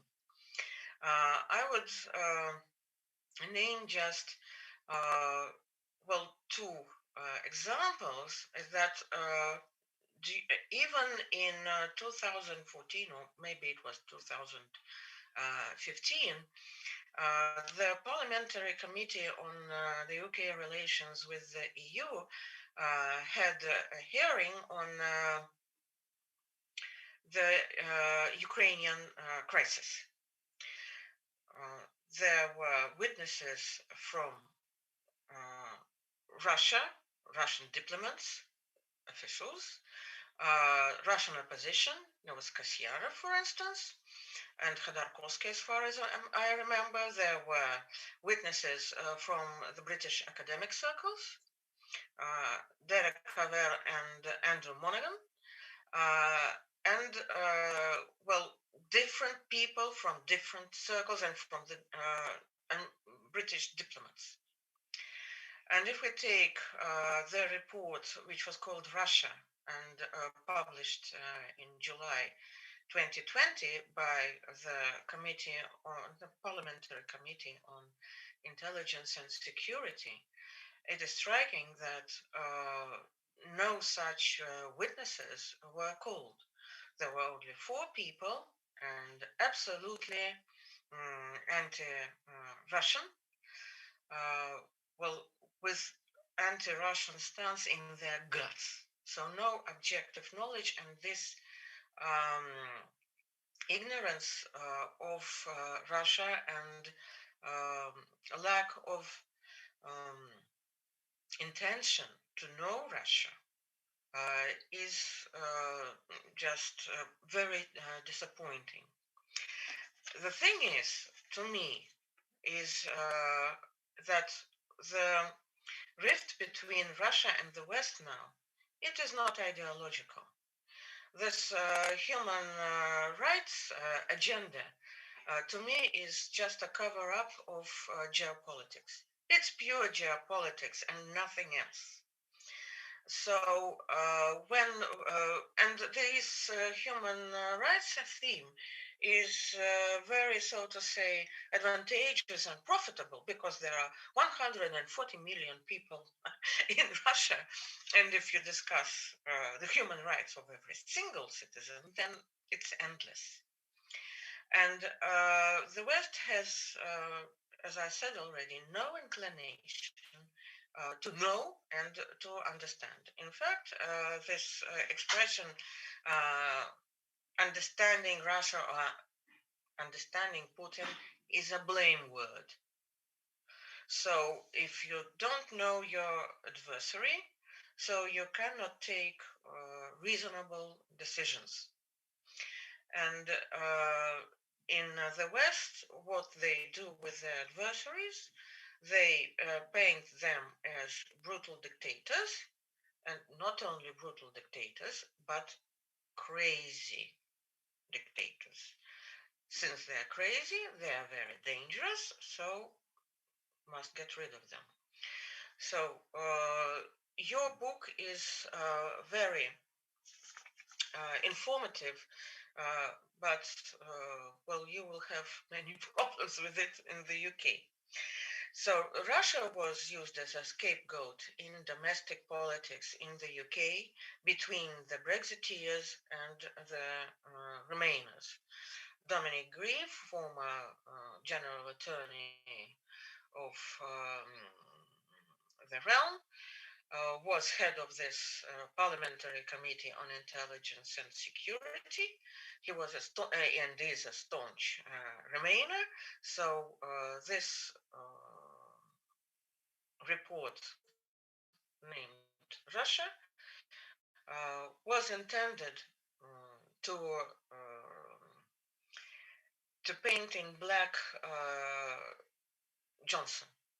Well, I couldn't say that I'm for Johnson or the Brexiteers, but it was just intended for domestic politics. And that is a very sad case. So I would like to congratulate you on this book, a very honest book, and you express profound knowledge. And this is, well, for us, a success. Thank you very much. Thank you very much, Helena Vladimировna. Thank you for your great points. Marcus? Thank you for sharing your impressions of my book with me. I think one of the main factors in accounting for tension between the West and Russia, and when I say the West, I'm naturally referring to America and Britain, because both countries form the nucleus of what is known as the West. But I think one of the main factors is the moral and cultural sense of superiority that the American and British establishments have. And I think at the same time, it is this enduring view within Whitehall, a view which goes back hundreds of years, that the Russian people are not only a threat to the freedom and civilization of Europe, but that they are at best a semi-human people. And that is not melodramatic language. All you need to do is to visit the National Archives in Kew, formerly the Public Record Office, and have a look at how British officials, diplomats included, but in particular British military officials, how they were describing the Russian people, the ordinary Russian person, how they were describing the Russian language, how they were describing Russian culture in the 1700s, in the 1800s, in the 1900s, and into the 20th century. Through my own doctoral research, I came across one British official who wrote that even the Russian language is, quote, repulsive.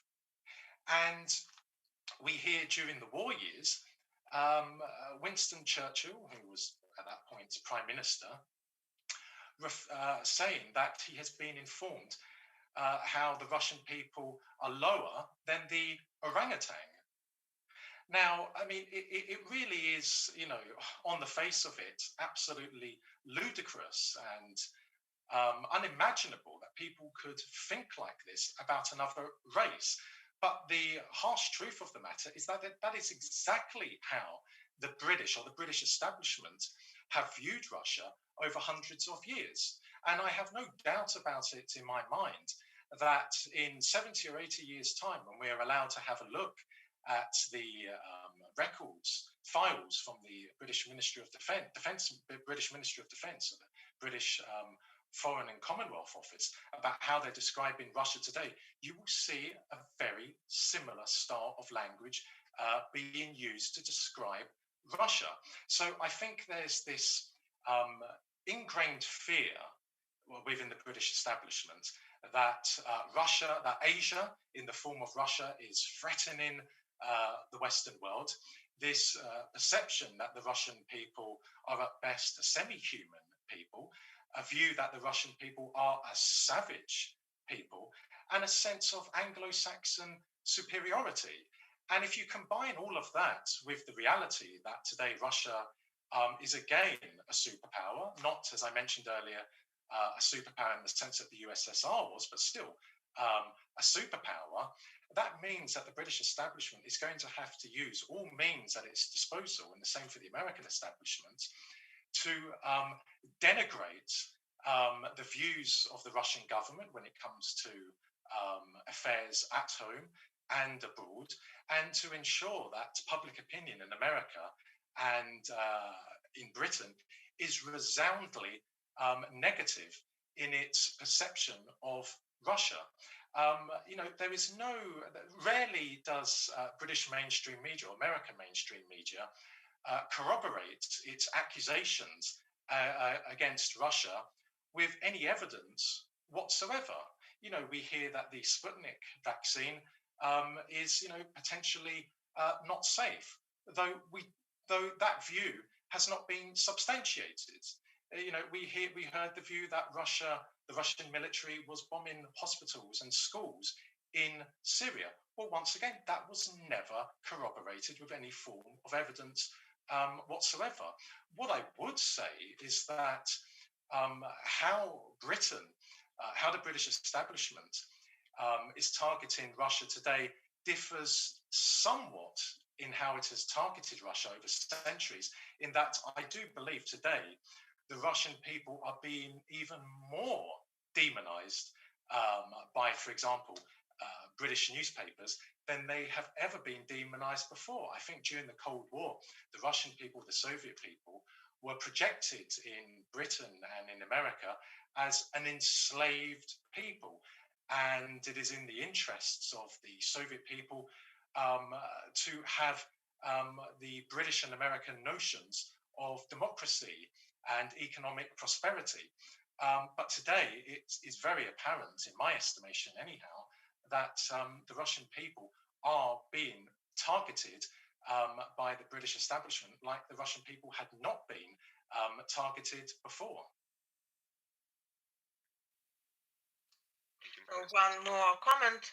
I wonder what would the British have said if Russia followed the political system, democratic political system of the United Kingdom, having a constitutional monarchy, an elected lower chamber, and an unelected upper chamber with party nominees sitting there. So what would have the UK would have said if that was the case. Well, so probably they will say, oh, it's different, as they usually say on any example on the part of Russia. That's different. That's a different case. Well, thank you very much for your book once again. Can I quickly just respond to that, Anton? Yes, please. Yes, please, Mark. I'll be very quick. British politicians and mainstream journalists purport that Britain is a beacon of democracy and freedom in the world.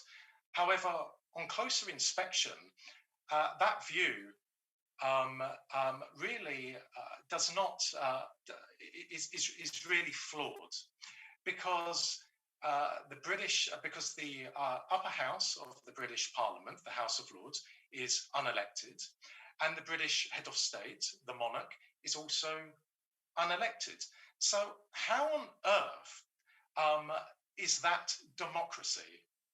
And if we turn to the concept of a constitutional monarchy, well, I would contend that is simply the language of British officialdom, as a way of saying that Britain has evolved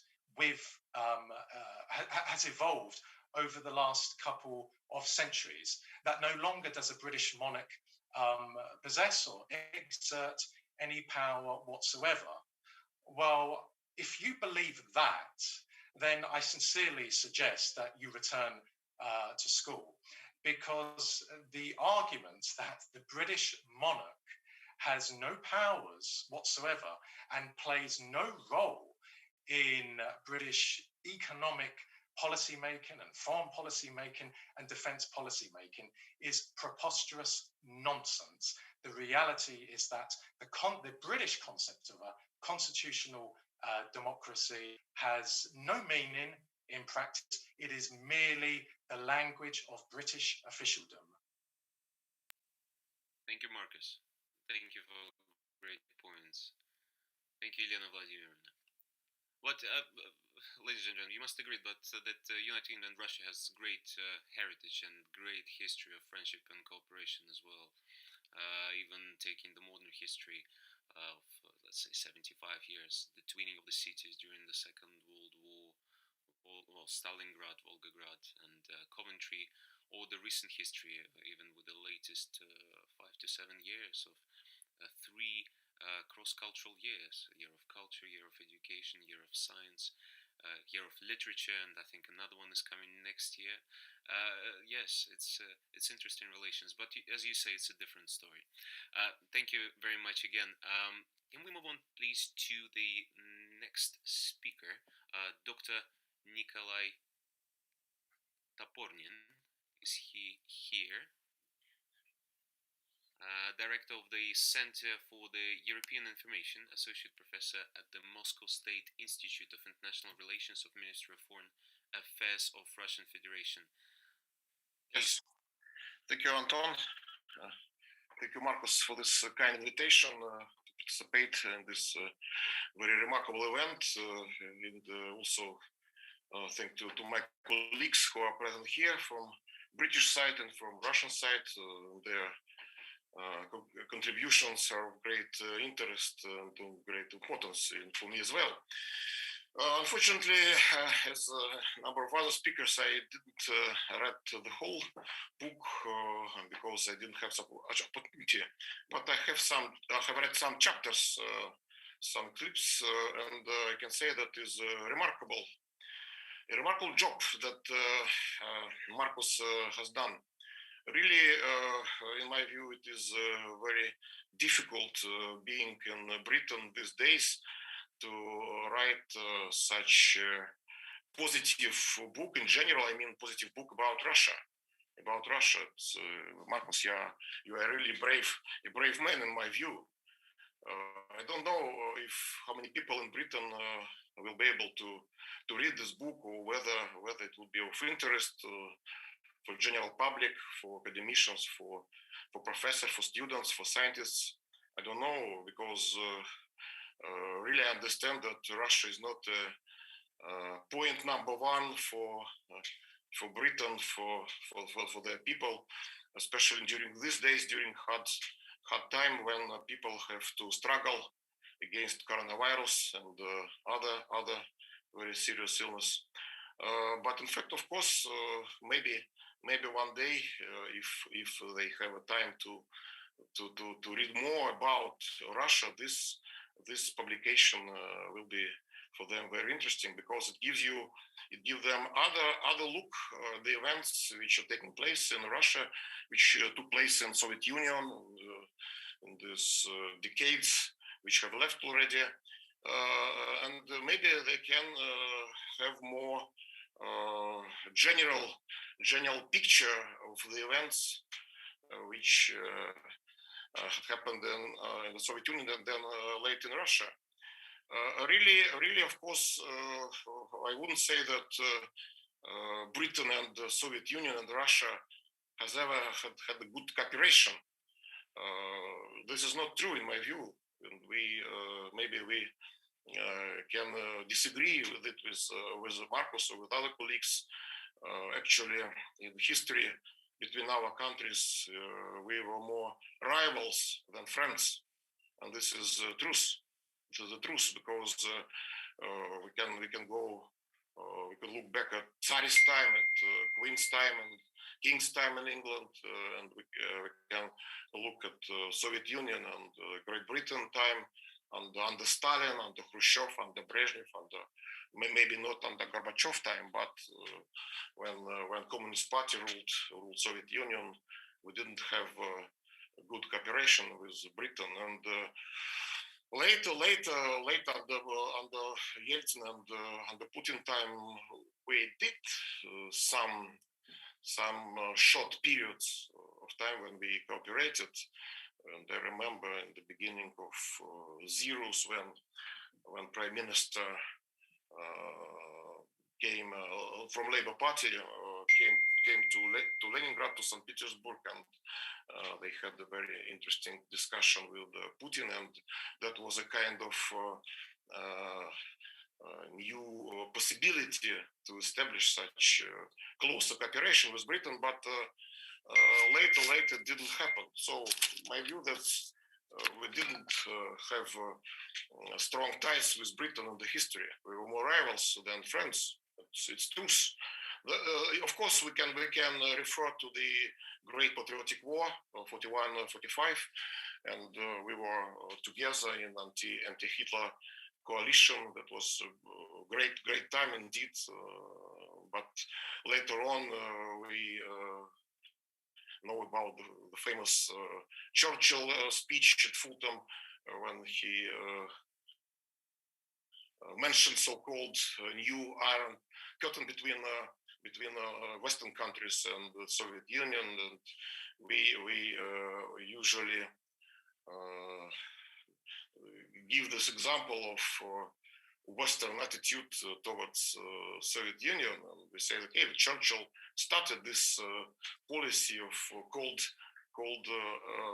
war, of this non-confidence relationship with the Soviet Union. That is true. Also, that is true. At the same time, we remember Churchill, the great contributor to the victory over fascism over Hitler. But then later he started a new period of Cold War between Soviet Union and Western community. But nevertheless, we should understand that such countries like Russia and Great Britain, they are very prominent players in the international field, and it's very important that such countries should cooperate if we want to have the situation of stability, situation of good security in the world. And whether you like or you don't like Russia or Great Britain or the United States, it's destiny of these countries, destiny of politicians to cooperate with each other, try to overcome differences, different views on that or another international event, and try to find compromises. And it's a big pity that these days we cannot speak about finding compromises between our countries. We are more and more speaking about finding differences between our countries, between our approaches to different various international problems. That is a pity. That is a great pity. And for the time being, we should somehow appreciate this change in the world politics and should think how to overcome it. Really, it should be clear. It should be clear to our colleagues in the Western community that Russia is a self-governing, grounded country which can survive without good cooperation. Let's put it mildly, good cooperation with Western community. So it is of course not maybe a very good way of surviving, but nevertheless we have possibilities, we have potential, we have everything. So that is true. If we cut ties and cut links with the Western society, as Minister Lavrov put just a few days ago, then nothing will happen with Russia. Nothing will happen with Russia.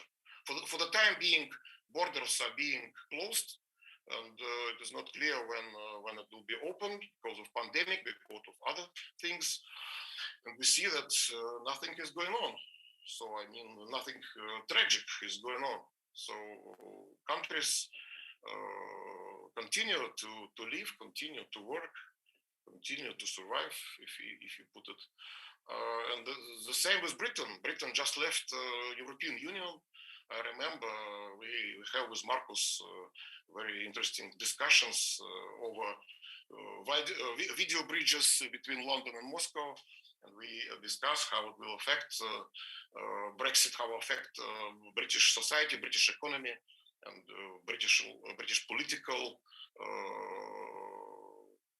guidance in view with cooperation in the United States, with the European Union, with Russia, and nothing has happened tragic. I mean that Britain still continues to be a very prominent state. But I said that maybe it will put some consequences to British politics, because when you are among other 28 prominent states and leading European states, and together with France, together with Germany, together with Italy, we have more potentials. We have more potential to influence international events, international politics. But Britain has chosen to go their own way. And maybe we will see in the future if they succeed. Russia, for the time being, unfortunately, is put under such circumstances where we have to go our own way. Our president said that there are national aims of Russian state. There are certain views, and we should follow it. So we should defend our national interests, and that was put, by the way, not solely President Putin. That was put by President Trump when he was in office in the United States. I will remember in 2016 when he proposed the idea that America first of all, make America great again.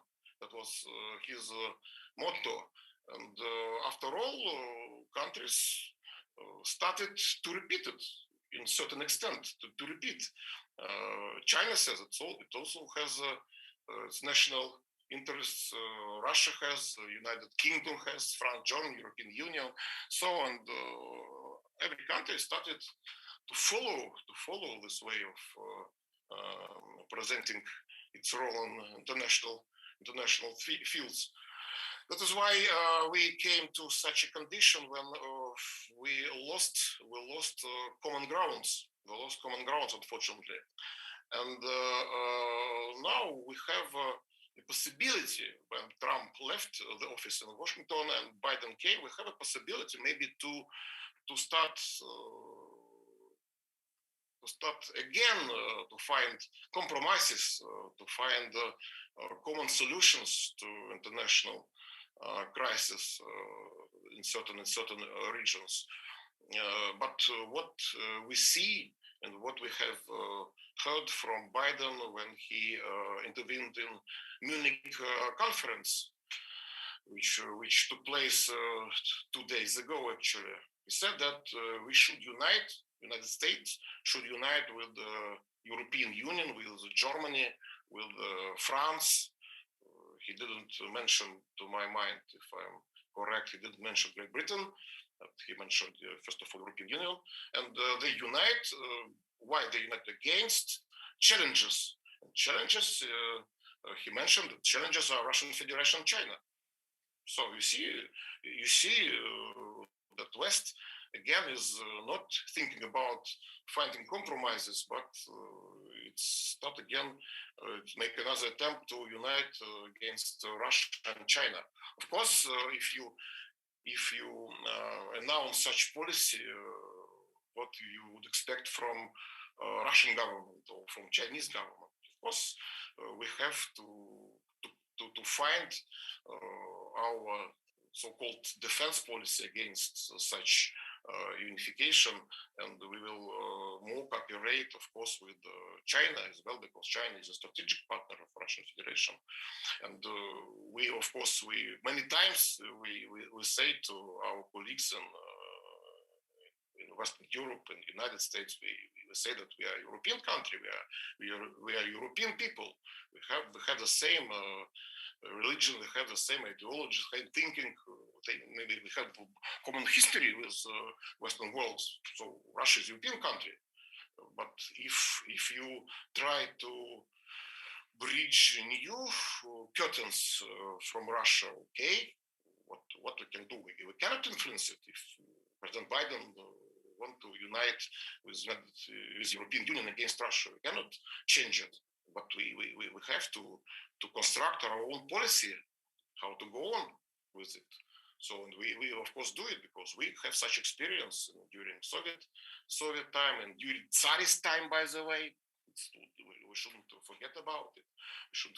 We have such experience, so we will go on. But it's a pity. Really, it's a great pity if we again will lose 4 years time. I think that Biden unlikely will be re-elected for another term, but 4 years time we'll lose. We will try to unite against each other. We unite with China, United States unite with European Union, and perhaps with Great Britain against Russia, against China, and what will come out of it. So situation is very, very difficult, and in my view, it's very important that we have such a discussion. Maybe mostly we discuss today not the content of Marcus' great book, but we discuss more politics. We discuss more events which worrying us. So maybe it is a good idea for our colleagues from Россотрудничество to organize it on a permanent basis, such meetings in Zoom, for example, just to discuss, to have exchange of views on different international problems.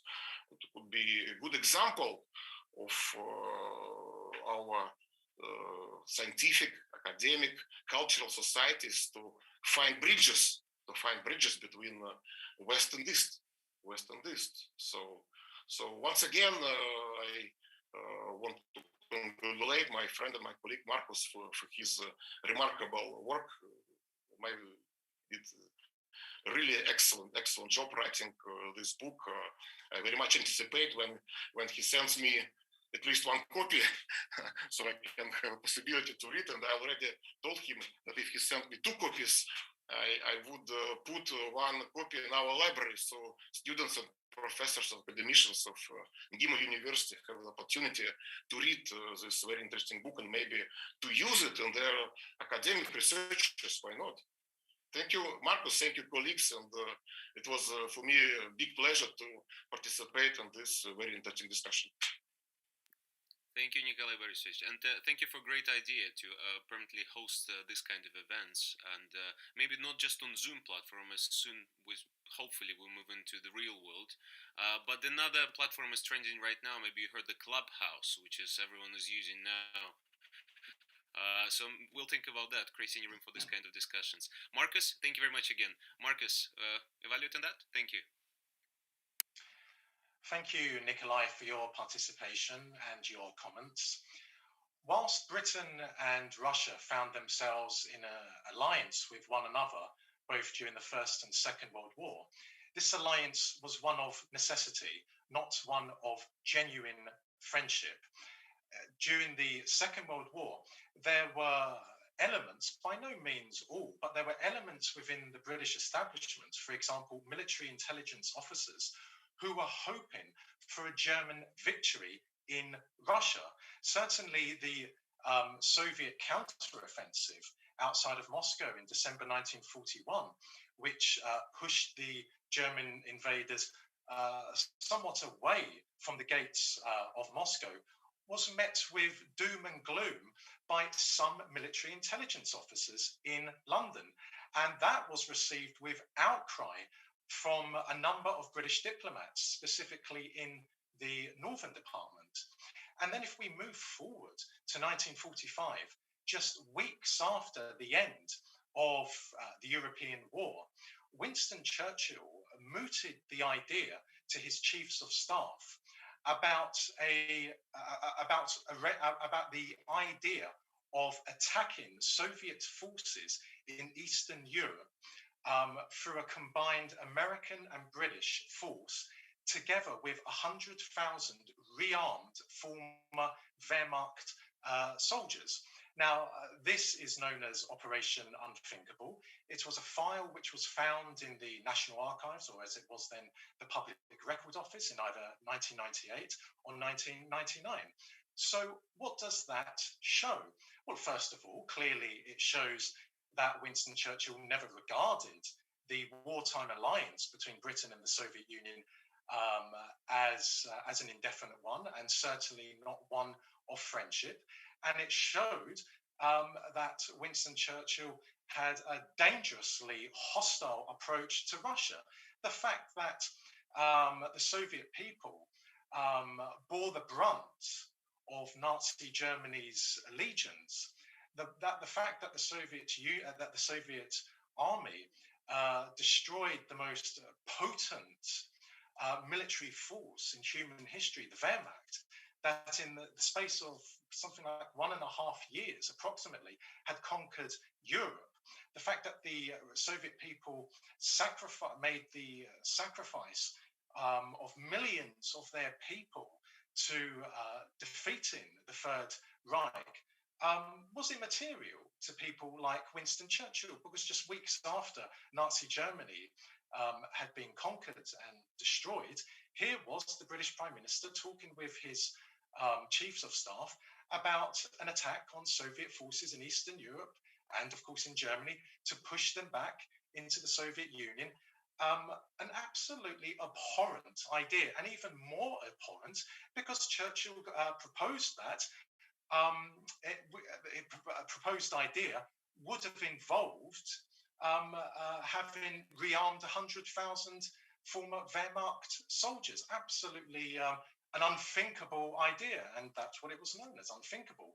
As regards any impact, positive or negative, that Brexit may have on Britain's stance on Russia, well, I have said before in numerous television interviews and in numerous conferences and in numerous speeches that Britain's position on Russia will not change in the slightest bit as a result of Brexit. And of course, I'm talking at a political level.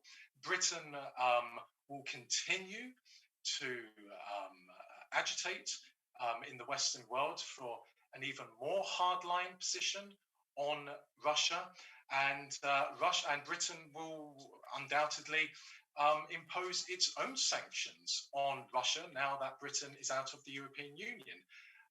Ironically enough, there is a chance, albeit an extremely slim one, that relations between the EU and Russia could improve. That doesn't look like it's going to happen now because of the EU stance on Alexei Navalny.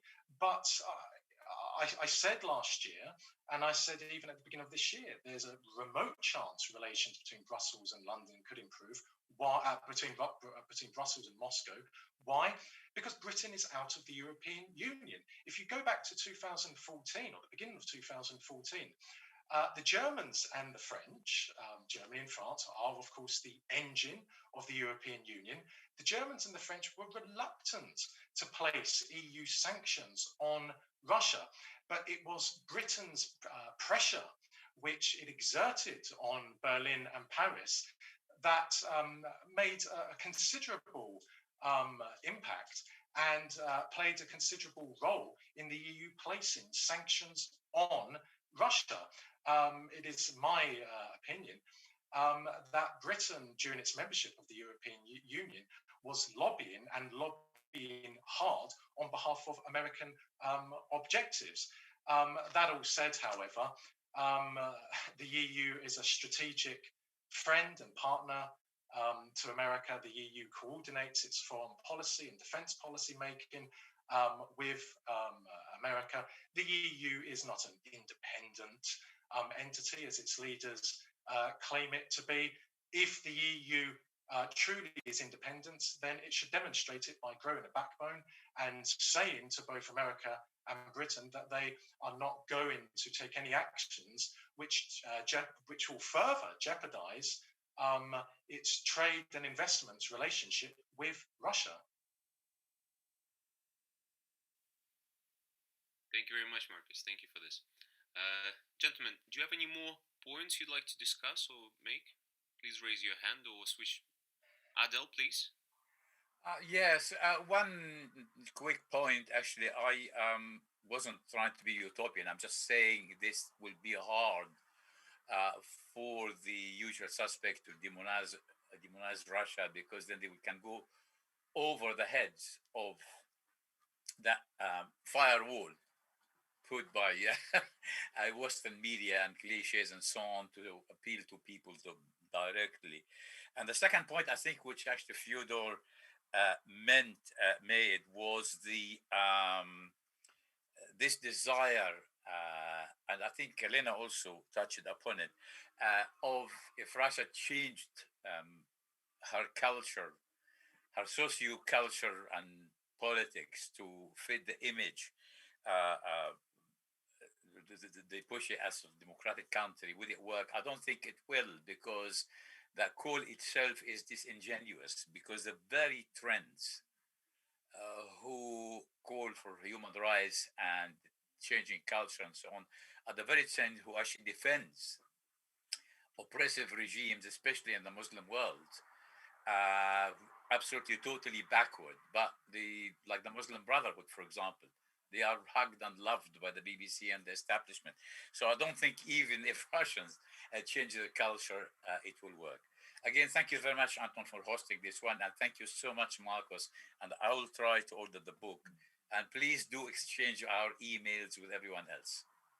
I thank you. Anton, Yes. Anton, can I make a few points? Yes, please, Neil. Thank you. Okay, I'll just try to be as brief as I can, but there are quite a few points I'd like to go over in the not having said that much right in the beginning. And I'm much more upbeat about the relationship over the lost millennium of Britain, England with Russia. One has to remember already almost 1,000 years ago, the Grand Duke of Kiev, Grand Prince of Kiev, I should say, married the daughter of King Harold. And their descendant is actually a professor in Cambridge at this moment, Professor Zinoviev. So that was already a good start. In the time of Ivan the Terrible, there was quite a lot of negotiations about him marrying Queen Elizabeth the Great. And there was, I have to say, I think a lot of friendship between the two countries then, and a huge amount of trade began flourishing with the Muscovy company. So I think that's another upbeat aspect. To go to the comment about Churchill and Russians being orangutans, I think that has to be put in the context that that was said when he understood that the security people in Russia were listening to the room where they were. And he was saying that deliberately in a sort of humorous way to provoke them. Let me also say that talking about the Second World War in the 30s and right after the war, one shouldn't lose fact of presence of the fact that Bolshevism and communism, unlike Russia today, but those ideologies are considered abhorrent ideologies. And that is also the case amongst a lot of people in Russia today. You only have to read the books of Metropolitan Tikhon in Pskov, who has pointed this out about the nefarious aspects of Bolshevism and communism. Now, the other thing I want to mention is in the beginning of the 19th century, Tsar Alexander I came to Russia, and there were big celebrations of balls and other events in the clubs of St. James's, and he was greeted with far more affection and warmth than King George III, who was ill, of course, or his son, the Prince Regent. That was probably the heyday of British-Russian relations. Moving on, the Queen, as you mentioned, is very important and has a much greater role than one appreciates. But I would say, and I certainly don't want to get involved in Russian politics, but I think amongst a lot of Brits were the Russians to re-establish a constitutional monarchy, I think there would be a lot of rejoicing in Britain among lots of people. They wouldn't at all be horrified by it, in my view. Now, when it was mentioned that about Russia being an ally of Iran, Venezuela, Iran, I would say that for a lot of people in Russia, in the West, in fact, all over the world, these countries are not paragons of political, economic, social, or cultural virtues today. So I think it would be much better in terms for Russia's relations, for its image to be associated with other countries which are perceived worldwide, not just by the West, as far more successful. Also, I don't think anyone mentioned the fact that Russia may have very effective diplomatic relations with Iran, but it has, in my view, even more so with Israel. And let us not forget the huge number of Russians of Jewish or part Jewish extraction living in Israel, who have a great relationship not only with Russia, but with President Putin. And finally, let me say that I think if there's one thing that's obvious to anyone listening to Radio 3 or Radio 4 of the BBC in this country, is that Russian culture is perceived as one of the, if not the, one of the greatest cultures in the world. All the time on Radio 3 and 4, and even a lot on television, there are a whole series of programs which glorify Russian music, theater, art, architecture, and literature. And we have in this country, I think, 45 direct descendants of Alexander Pushkin, including two duchesses, the Dowager Duchess of Westminster and the Duchess of Abercorn are direct descendants of Pushkin. So I'm going to have to go soon, but I just want to conclude that I think one can be far more upbeat about the building of bridges and the future of Anglo-Russian relationships. Thank you all, and I've enjoyed all the conversations we've had today. Thank you very much, Professor. We enjoyed it very much. Thank you for your points. Ladies and gentlemen, I think we're at the point to conclude this event, this book presentation. We all agree that wouldn't it be nice to not have so much fanaticism around? Wouldn't it be nice that to get rid of all the stereotypical thinking, conflict, and the false sense of real danger or urgency, and normalize the relationships between Russia and all the countries in the world? I mean, this really remains a rhetorical question, and I guess Rise Russia is here for people to show another point of view. So, Dr. Papadopoulos, dear speakers, thank you very much for taking part in this afternoon session. It's been an absolute pleasure to have you all with us. Marcus, best of luck with the book. We wish you all good health and speedy recovery from the 2020 pandemic, which started last year. Hopefully it will come to the end this year. And as they say in United Kingdom, stay safe. Maybe soon not stay home. we'll watch TV and see what we're told about this. But I really hope to see you soon all in real life back at the Russian Cultural Center and all the live events and the fantastic cultural life that London provides. Thank you for this fruitful discussion, and we value your opinion very much, and we'll definitely organize the exchange of contacts for the future projects. Thank you very much, Marcus. Thank you very much. Thank you.